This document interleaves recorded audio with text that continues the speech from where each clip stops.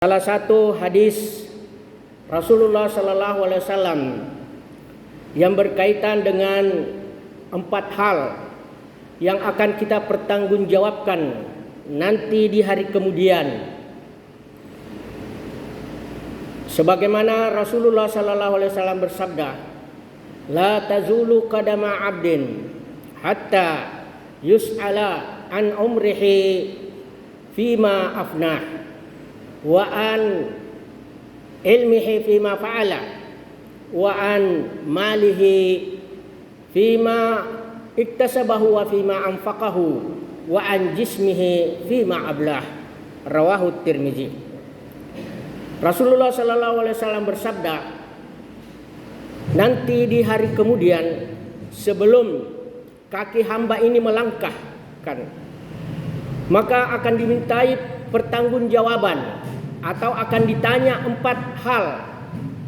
Yang pertama adalah umurnya, untuk apa ia habiskan. Yang kedua, ilmunya, untuk apa ia amalkan. Yang ketiga, hartanya, dari mana ia dapatkan dan kemana ia belanjakan. Dan yang keempat, tubuhnya, untuk apa ia gunakan. Yang pertama, umurnya. Alhamdulillah kita diberi umur panjang sampai bisa hidup pada hari ini, jam ini, detik ini.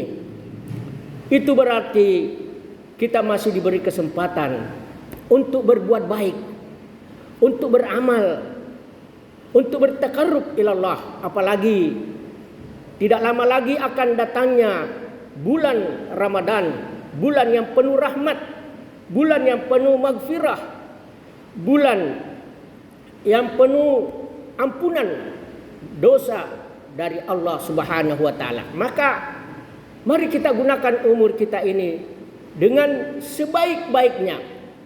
Karena Rasulullah sallallahu alaihi wasallam bersabda, khairun nasi man tala umruhu wa hasuna amaluhu wa syarrun nasi man tala umruhu wa sa'a amaluhu.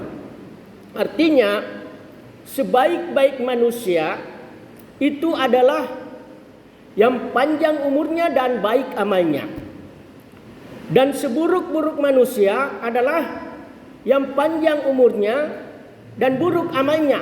Nauzubillahi min dzalik. Karena itu jangan kita sia-siakan umur yang sangat-sangat singkat ini. Apalagi umur umat Nabi Muhammad itu ada batasnya. Sebagaimana Rasulullah sallallahu alaihi wasallam bersabda, "A'maru ummati ma baina 60 ila 70 wa aqalluhum yajuzu dzalik." Artinya umur umatku ini rata-rata antara 60 sampai 70 tahun.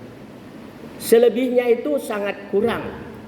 Makanya umur kita semakin bertambah, itu berarti semakin dekat kepada ajal atau mendekat kepada kuburan. Karena ajal kita sudah ditentukan oleh Allah Subhanahu wa taala. Di dalam Al-Qur'an Allah Subhanahu wa taala berfirman, "Walikulli ummatin ajalun. Fa iza jaa ajaluhum la yastakhiruna sa'atan wa la yastaqdimun." Setiap umat itu sudah ditentukan ajalnya. Maka apabila tiba ajalnya, maka tidak seorang pun yang mampu menunda atau memajukan walaupun sesaat. Karena itu mari kita gunakan umur kita yang sangat singkat ini untuk takarrub kepada Allah dan beramal baik. Karena umur semakin bertambah itu semakin lemah tubuh kita. Karena Allah Subhanahu wa taala berfirman, "Wa man nu'ammirhu nunaqqishu fil khalqi afala yaqilun." Barang siapa yang kami panjangkan umurnya, maka kami akan kembalikan kepada kejadiannya, asal kejadiannya. Apakah mereka tidak berakal? Maka setiap manusia makin tua, tubuhnya semakin lemah. Sebagaimana syair Arab mengatakan, kullama zadani umrun zadani du'fun fil jismi. Setiap bertambah umurku, bertambah pula kelemahan dalam tubuhku. Maka apabila orang sudah tua, rambut sudah mulai memutih, kulit sudah mulai keriput, tulang-tulang sudah mulai keropos, gigi sudah mulai ompong dan seterusnya. Maka jangan sampai kita menunggu umur tua baru kita mau mendekat kepada Allah Subhanahu wa taala. Nauzubillahi min dzalik. Yang kedua, ilmunya. Untuk apa ia amalkan? Maka orang yang berilmu itu beda dengan orang yang tidak berilmu. Karena Allah sudah menjelaskan, menegaskan di dalam Al-Quran, hal yastawil ladzina ya'lamuna wal ladzina la ya'lamun. Apakah sama orang yang berilmu dan orang yang tidak berilmu? Jelas pasti berbeda. Kenapa? Karena orang yang berilmu itu diangkat derajatnya oleh Allah beberapa derajat apabila disertai dengan iman. Sebagaimana Allah berfirman dalam Al-Quran, yarfa'illahu allazina amanu minkum wallazina utul ilma darajat. Allah mengangkat derajat orang-orang yang berilmu dan beriman beberapa derajat. Maka mari kita gunakan waktu yang singkat untuk mencari ilmu dengan sebanyak-banyaknya. Karena setiap bertambah ilmu kita itu berarti setiap kita akan merasa bodoh. Sebagaimana orang Arab mengatakan, kullama zadani ilmun zadani jahlun fil fahmi. Setiap bertambah ilmuku, bertambah pula kebodohanku dalam pemahaman. Karena ilmu itu semakin dicari, semakin banyak yang kita tidak dapatkan, kita tidak temukan, yang perlu kita kaji, teliti. Makanya Al-Quran itu ayatnya yang pertama turun adalah Iqra, bacalah. Karena dengan membaca, insya Allah ilmu akan datang kepada kita. Dan orang yang berilmu itu adalah orang yang dekat dengan Allah Subhanahu wa taala. Innama yakhshallah min ibadihil ulama. Sesungguhnya yang dekat kepada Allah itu adalah orang-orang yang berilmu. Dan Nabi itu tidak mewariskan pangkat, jabatan, harta, tetapi dia mewariskan ilmu pengetahuan. Al ulama'u warasatul anbiya. Maka itu mari kita amalkan ilmu ini karena Allah semata-mata. Rasulullah mengatakan, an-nasu kulluhum halka. Manusia ini semua binasa. Illal mu'minun, kecuali yang beriman, dan wal mu'minuna kulluhum halka illal amilun. Dan orang beriman kalau dia tidak amalkan imannya, maka juga itu akan binasa. Wal amiluna kulluhum halka illal mukhlisun. Dan setiap orang yang beramal itu binasa kalau tidak disertai dengan keikhlasan. Hadirin kaum muslimin jamaah Jumat rahimakumullah. Dan yang ketiga adalah hartanya. Dari mana ia dapatkan dan kemana ia belanjakan. Jadi untuk harta ini dua pertanyaannya. Dari mana ia dapatkan? Apakah dari yang haram atau ya dari yang halal? Kalau dari yang haram, na'udzubillahi min dzalik. Tapi kalau dari yang halal, alhamdulillah. Maka itu perlu kita cari harta ini dengan jalan yang benar dan jalan yang halal. Karena ibadah kita tidak ada nilainya kalau harta kita ini haram, makanan kita ini haram, apa yang kita tempati itu haram. Maka bagaimana mungkin doa orang yang makan makanannya haram, pakaiannya haram, tempat tinggalnya haram, tidak mungkin akan diterima doanya. Makanya itu harus mendapatkan harta dari yang halal dan lagi baik dan dibenarkan oleh syariat. Dan kemana ia belanjakan? Harta ini menurut Rasulullah hanya ada 3. Pertama, harta itu yang dimakan akan habis jadi kotoran.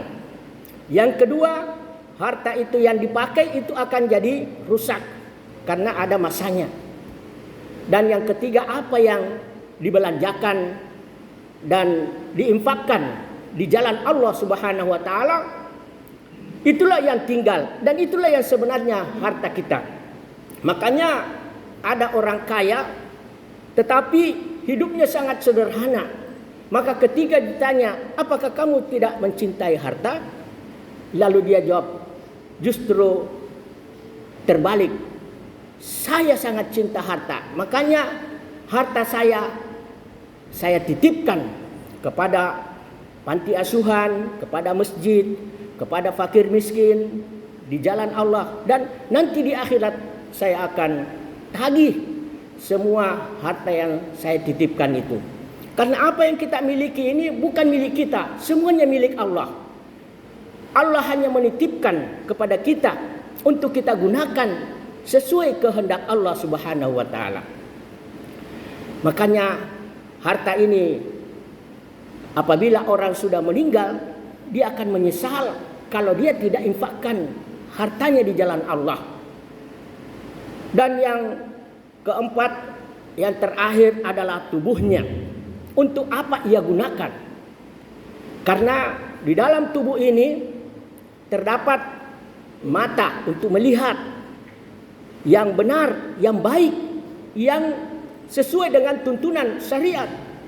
Begitu juga telinga diberikan untuk mendengarkan sesuatu yang bermanfaat, dan hati untuk memahami ayat-ayat Allah. Kalau tidak, maka itu tidak ada nilainya di sisi Allah Subhanahu wa taala. Karena orang yang menggunakan matanya, telinganya, hatinya bukan di jalan Allah Subhanahu wa taala, maka itu adalah calon-calon penghuni api neraka. Nauzubillahi min zalik. Karena Allah Subhanahu wa taala berfirman di dalam surah Al-A'raf ayat 179, "Walaqad zara'na li jahannama katsiran minal jinni wal ins lahum qulubun la yafqahuna biha wa lahum a'yunun la yubsiruna biha wa lahum azanun la yasma'una biha ulaika kal an'am bal hum adall ulaika humul ghafilun." Pasti kami akan penuhi isi neraka itu dari golongan jin dan manusia. Mereka punya hati tetapi tidak mau memahami ayat-ayat Allah. Mereka punya mata tetapi tidak mau melihat yang baik, yang benar, yang halal. Dan mereka punya telinga tapi tidak mau mendengar nasihat, tidak mau mendengar ayat-ayat Quran, tidak mau mendengar hadis, pesan-pesan agama dan seterusnya. Maka ulaika kal an'am, itu seperti binatang ternak. Nauzubillahi min dzalik. Balhum adall, bahkan lebih sesat. Kenapa? Ulaika humul ghafilun, karena mereka lalai. Maka inilah 4 hal yang perlu kita perhatikan, apalagi di bulan Ramadan ini. Mari kita isi Ramadan ini sesuai dengan apa yang akan kita pertanggungjawabkan nanti di hari kemudian, yaitu pertama umur, yang kedua harta, yang kedua ilmu, yang ketiga harta, dan yang keempat tubuh selama hayat masih di kandung badan. Demikian apa yang saya sampaikan, mudah-mudahan ada manfaatnya. Kalau ada yang baik dan benar, itu datangnya dari Allah. Mari kita amalkan dalam kehidupan kita sehari-hari. Kalau ada yang keliru atau kurang berkenan di hati, kiranya mohon dimaafkan, karena kami sebagai manusia yang tak luput daripada kesalahan, kekeliruan dan kelemahan. Aktafi biqouli hadza, innallaha ghafurur rahim. Mari kita berdoa kepada Allah Subhanahu wa taala, semoga kita diampuni oleh Allah dalam hidup ini. Allahumma ghfir lana wali walidina warhamhuma kama rabbayana shighara wali jaddina wa jaddatina wali ustazina wali walidihim.